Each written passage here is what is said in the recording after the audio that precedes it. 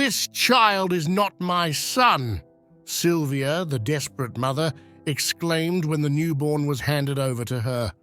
Her words bounced off the walls of the hospital, leaving everyone stunned and immersed in a tense silence. In the meantime, if you don't want to miss our future stories, subscribe to the channel, but now, enjoy. Sylvia and Patrick were a young couple full of dreams and hopes. Their love story began in a small cafe in their hometown, where they met by chance on a rainy October day. From that moment on, their lives became inseparable, uniting their souls in an unbreakable bond. Patrick, a young engineer with a kind and determined heart, worked in a renowned design firm, while Sylvia, a talented painter, had transformed their home into a personal art gallery full of colors and life. After years of shared happiness, they had decided to expand their family. The news of the woman's pregnancy had been greeted with an explosion of joy and hope. The months passed in a frenzy of preparations, between medical visits, setting up the nursery, and long evening walks during which they daydreamed about the future with their little Bruno. The wait was sweet, but also full of anxiety, as each day brought closer the moment when they could finally hug their son. One quiet night, Sylvia was relaxing, enjoying the last moment of quiet with Patrick. A sudden pain hit her, sharp as a blade. She felt a warm liquid flowing, and in that moment, she understood. Their baby was coming. Her heart began to beat wildly, her mind crowded with thoughts, worries, conflicting emotions. One quiet night, Sylvia was relaxing, enjoying the last moment of quiet with Patrick. A sudden pain hit her, sharp as a blade. She felt a warm liquid flowing, and in that moment, she understood. Their baby was coming.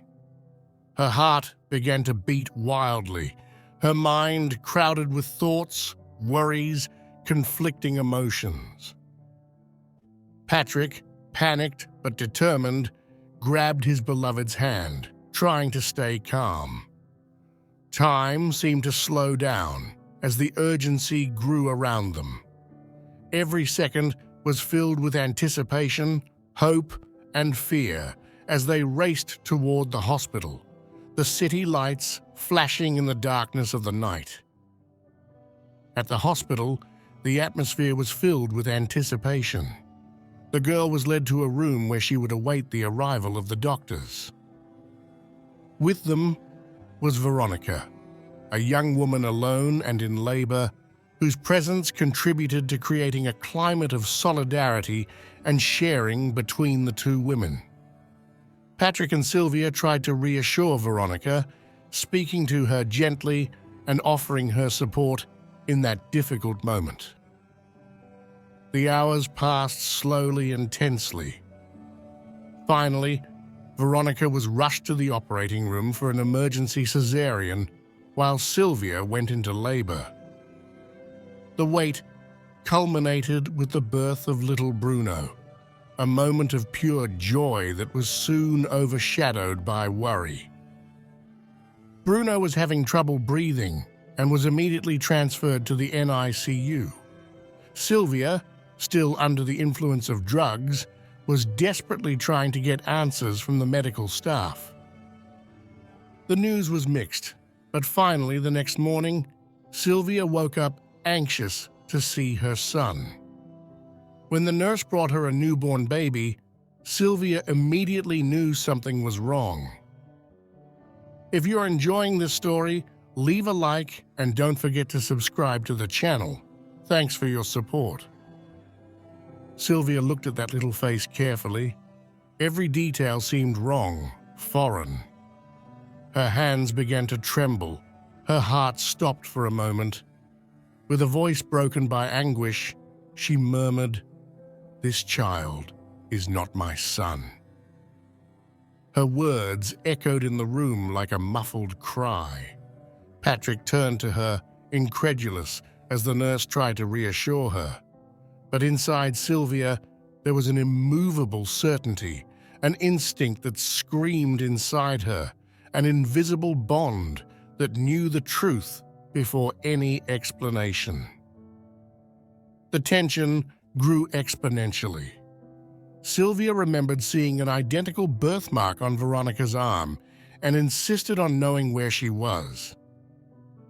Her questions remained unanswered, fueling a climate of suspicion and anguish.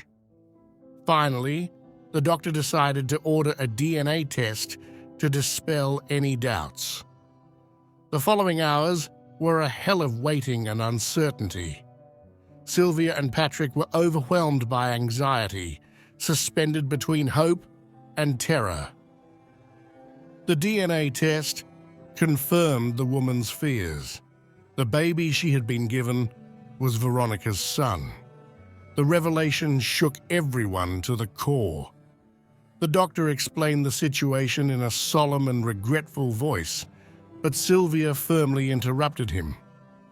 "I don't care what happened. I just want to see my son." Bruno was still in intensive care and would need treatment for a few days. The young mother, with an indestructible maternal love, refused to part with Veronica's newborn until they found a solution. But the hardest blow was yet to come. Unfortunately, the woman had not survived the birth. The news cast a shadow of unbearable pain on everyone. The hospital, which had once been a place of hope and life, had now turned into a place of mourning and sadness. The two new parents, devastated but determined, made a decision that would change their lives forever. They decided to adopt Veronica's baby, naming him Elliot. The formalities were complicated, but the young woman's will was unshakable. She couldn't leave that little boy without a family. She couldn't ignore the bond that had formed between them.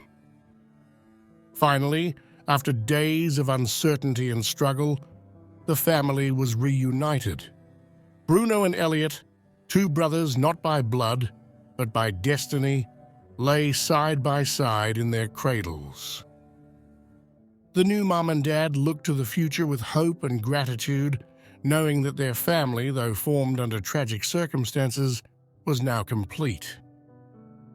Their unconditional love had overcome every barrier, proving that the true essence of a family lies not in blood ties, but in the heart. This story reminds us that love has the power to transform lives and create unbreakable bonds. Even in the most unpredictable situations, compassion, courage, and determination can overcome any obstacle.